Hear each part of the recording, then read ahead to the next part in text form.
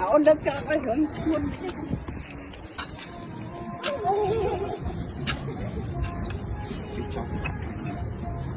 Cho mặt hai đi bên nào? Bà còng ơi.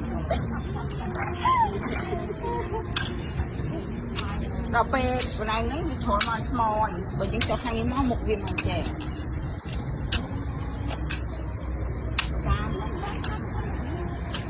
Baby, baby, baby.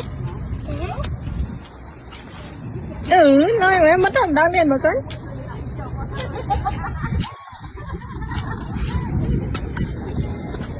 Này ơi.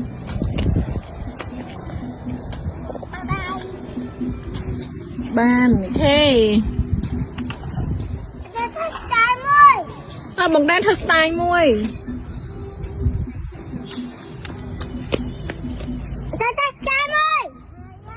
Thật tiền. Thầm non tiền. Bay mà đi. Lôi mẹ.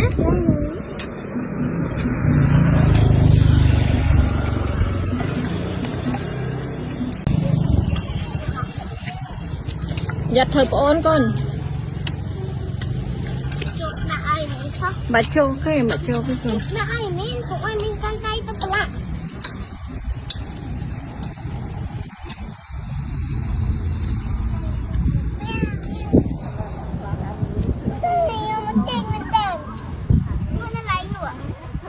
Chơi nè, cả xe co cho nó lặng chút và thơ mà cài đây cài ai xà lặng chút tầng pi nè.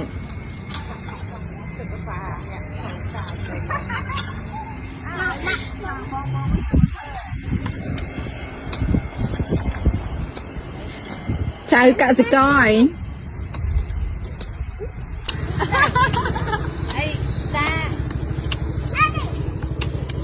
Ba chọc thì cái họ mình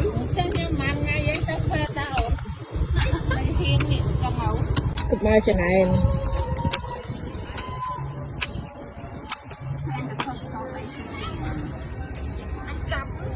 cặp con hòn đó. Mẹ con ăn thốt sợi anh. trột sợi Mẹ tình ăn cặp này. tôi sợ anh nhỉ.